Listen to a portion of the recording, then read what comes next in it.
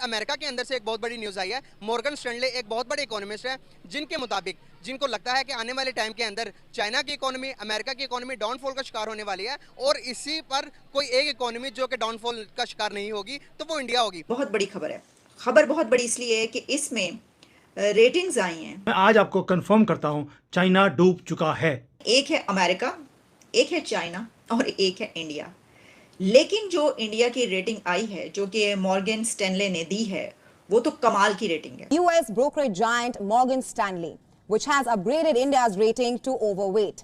India is now the top-ranked, most preferred market among the emerging markets in the world. कि क्या India वाकई में ही super power बनने जा रहा है, इतना स्ट्रांग हो जाएगा कि वो चाइना की इकोनॉमी को भी बीट करेगा। लेकिन ऊपर वाले ने अपना कहर ऐसा दिखाया है कि 140 सालों का रिकॉर्ड तोड़ दिया और इतनी बारिश हुई है कि पूरा का पूरा जो कैपिटल है इनका बीजिंग, वो डूब गया है। अमेरिका को पीछे छोड़ दिया है। एक टाइम था हम अमेरिका, कनाडा, लंदन, इन लोगों की मिसालें दिया करते थे।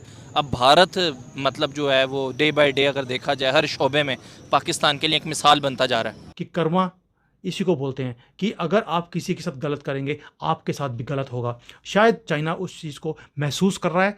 नो डाउट इंडिया ने इस वक्त बहुत सारे ममालिक हैं उनको पीछे छोड़ा है और आगे तरक्की के लिए निकला है। कराची के अंदर फोर्स कन्वर्जन हो रही है, सिंध के अंदर फोर्स कन्वर्जन हो रही है, हो रही कि नहीं हो रही? होती है। इतनी ज़बरदस्त रेटिंग की है इंडिया की कि मॉर्गन स्टैनले ने अपग्रेड किया है इंडिया को टू ओवरवेट और डाउनग्रेड कर दिया है चाइना को। दोस्तों, जैसा कि आपने क्लिप में देखा कि पाकिस्तानी मीडिया ये चर्चा कर रहा है कि दुनिया भर के बड़े निवेशकों के लिए भारत सबसे बड़ा डेस्टिनेशन बनकर उभर रहा है और अब वो चीन को भी आने वाले दिनों में पीछे छोड़ने की क्षमता रखता है। Global banking firm Morgan Stanley ने इमर्जिंग मार्केट की सूची में भारत को अपग्रेड किया है, जबकि उसने चीन को डाउनग्रेड कर दिया है। मॉर्गन स्टैनली ने भारत की रेटिंग को अपग्रेड करते हुए ओवरवेट कर दिया है। भारत सीधे तौर पर 5 स्थान की छलांग लगाकर अब इमर्जिंग मार्केट की सूची में पहले स्थान पर पहुंच चुका है। मॉर्गन स्टैनली के एनालिस्ट ने कहा कि भारत लंबी अवधि की तेजी की शुरुआत की कगार पर खड़ा है, जबकि चीन में ये तेजी खत्म होने जा रही है।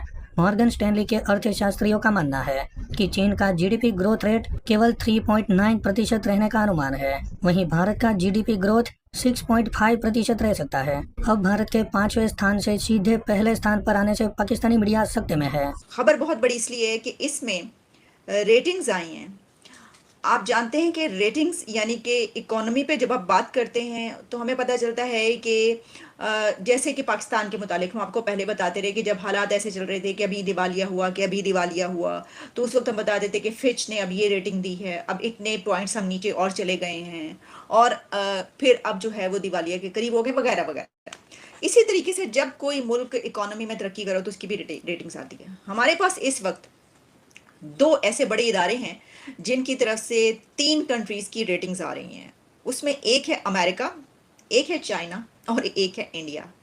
लेकिन जो इंडिया की रेटिंग आई है, जो कि मॉर्गन स्टैनले ने दी है, वो तो कमाल की रेटिंग है। यानी बहुत ही कमाल की रेटिंग ये हुई है कि Morgan Stanley upgrades India's rating to overweight. बहुत बड़ी न्यूज़ लेकर गाइस आप लोगों के सामने हाजिर हुआ हूं। गाइस अमेरिका के अंदर से एक बहुत बड़ी न्यूज़ आई है। मॉर्गन स्टैनले एक बहुत बड़े इकोनॉमिस्ट हैं, जिनके मुताबिक जिनको लगता है कि आने वाले टाइम के अंदर चाइना की इकोनॉमी, अमेरिका की इकोनॉमी डाउनफॉल का शिकार होने वाली है और इसी पर कोई एक इकोनॉमी जो कि डाउनफॉल का शिकार नहीं होगी तो वो इंडिया होगी। गाइस पाकिस्तानी पब्लिक से पूछूंगा कि क्या इंडिया वाकई में ही सुपर पावर बनने जा रहा है, इतना स्ट्रांग हो जाएगा कि वो चाइना की इकोनॉमी को भी बीट करेगा। और उनसे साथ साथ ये भी पूछूंगा कि पाकिस्तानी इकोनॉमी कहाँ रिलायबल कर रही है, पाकिस्तानी इकोनॉमी कहाँ स्टैंड कर रही है। क्या अब हमें अपने पड़ोसियों के साथ रिलेशन बेहतर करने का टाइम आ गया है या नहीं, या रिलेशन बेहतर करने चाहिए या नहीं करने चाहिए? भगवान के सामने किसी की नहीं चलती, ये तो हमने सुना है।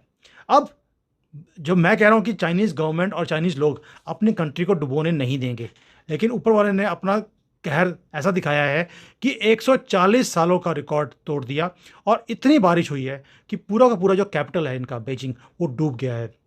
मेट्रो स्टेशन में पानी है। इवन की जो एयरपोर्ट, जो नया एयरपोर्ट बनाया है, मैं वहाँ पर गया हूँ, इतना बड़ा एयरपोर्ट है।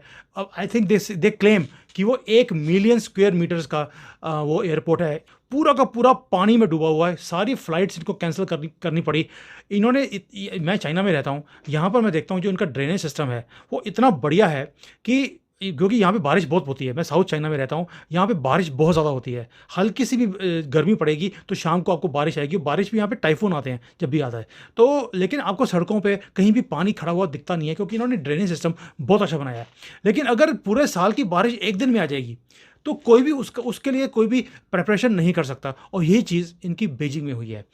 पूरा का पूरा चाइना डूबा पड़ा है पानी में, और कहीं ना कहीं मुझे लगता है कि मैं आज वो वर्ड यूज़ कर रहा हूँ कि कर्मा इसी को बोलते हैं, कि अगर आप किसी के साथ गलत करेंगे आपके साथ भी गलत होगा। शायद चाइना उस चीज़ को महसूस कर रहा है, और ये अगर ये सीख लें तो बंदे दे पुत्र बन जाए तो ये सारी दुनिया के लिए अच्छा होगा। यानी जो अपग्रेडेशन हुई है वो ओवरवेट कर दिया है।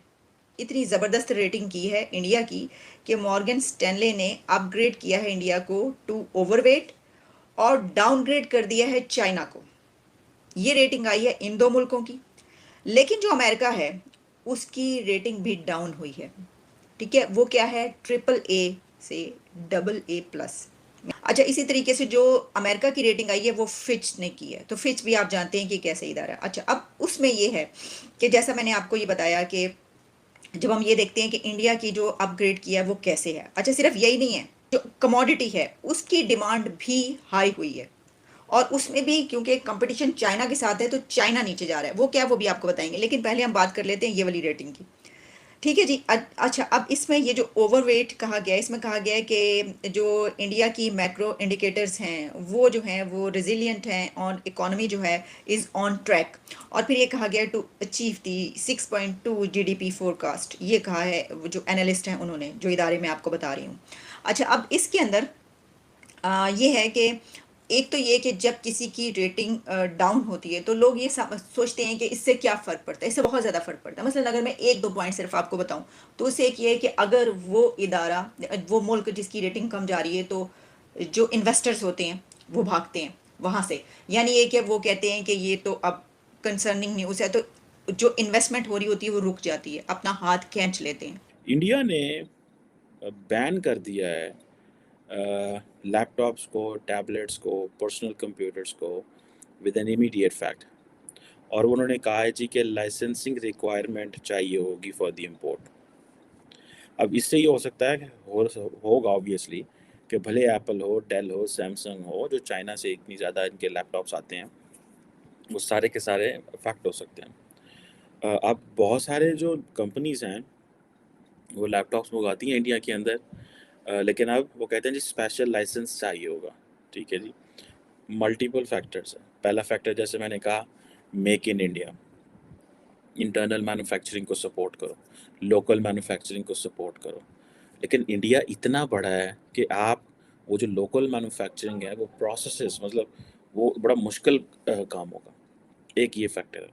लेकिन मुझे लग रहा है कि इसकी और वजूहात भी हैं, और वो ये है, ये कहा जाता है कि जो इंडिया की जो इलेक्ट्रॉनिक इंपोर्ट है, जिसमें लैपटॉप्स, टैबलेट, पर्सनल कंप्यूटर्स हैं, वो तकरीबन $20 अरब की है।